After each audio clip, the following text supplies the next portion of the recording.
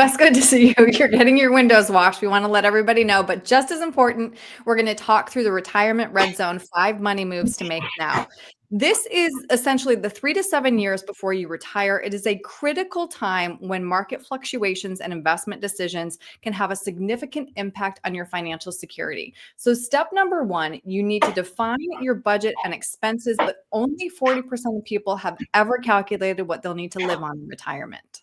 I know this sounds so basic, right? And it's something that even during our working years, we really should be doing. But a lot of people, have that, what comes in, there's some left over.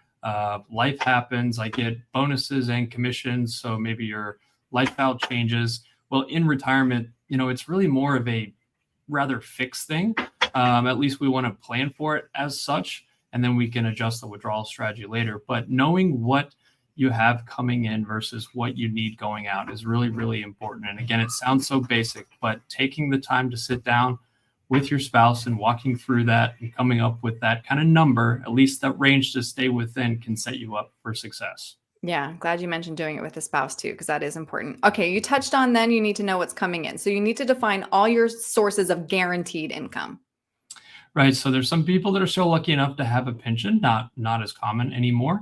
But if you've got any part-time job or any dividend income that is coming in from your portfolio, just knowing what those sources are is the first step before you actually implement a withdrawal strategy.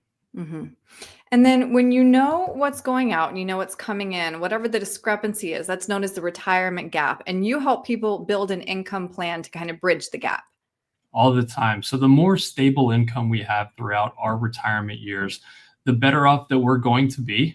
And let's say you're spending 8,000 a month, just throwing that out there with all of your expenses and lifestyle goals, and Social Security and maybe a pension or some other source, rental income. Maybe that covers 75% of it. So you want to know what those sources are and then come up with a solution to make sure that you're funding what that gap is. And there's various things that can be done there. Sometimes people find that an annuity is the right fit for that because it's guaranteed income if it's built properly. Others like to have more of a flexible withdrawal strategy where maybe your investment portfolio, you're using just say a portion or all of the yield of a portfolio. So you don't have to, like to say, burn the furniture to make good on that income gap. But having a properly constructed portfolio that can generate the income that you need is really, really important in your retirement years. Right, right. And then just to go back to that guaranteed income, strategizing on Social Security, probably one of the most important decisions that you will make in retirement. And this is something that you specialize in.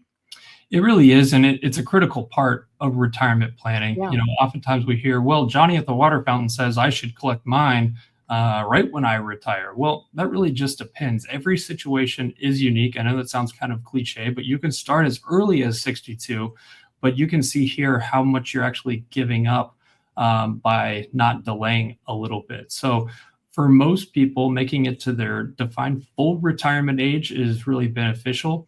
And those that delay till 70, oftentimes you're doing some strategic tax planning between those years, converting from IRA to Roth and getting the most out of the system at that point. But it really comes back to what your situation is, what your life expectancy is. Because obviously, if you collect at an earlier age, yes, you're giving some up on the front end.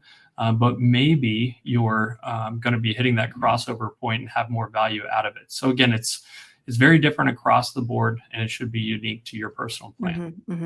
And number 5, you hit on it just a second ago. You do need to consider taxes. All of these money moves are kind of interrelated, but this will be one of your biggest expenses if you don't do some proactive planning now.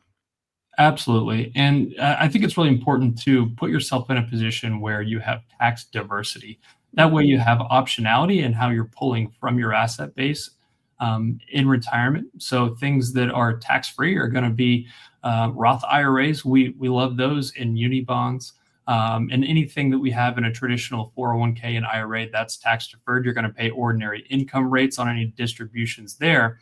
And then if you've got taxable accounts, things that you're getting the 1099 interest and dividend forms each year, Again, you can have various withdrawals coming from different sources, but if you've got all three kinds of money, then you have tax diversity, which then brings you optionality. Right. And again, they're all interrelated. They all require proactive planning. So if somebody's getting close to that retirement red zone, or if they're there already, Wes, and they'd like to talk this through, how can they get a hold of you? We'd love to chat with you. You can reach us at 919-322-4113 or by email info@patriotwealthnc.com. Great. Wes, thank you. Thank you.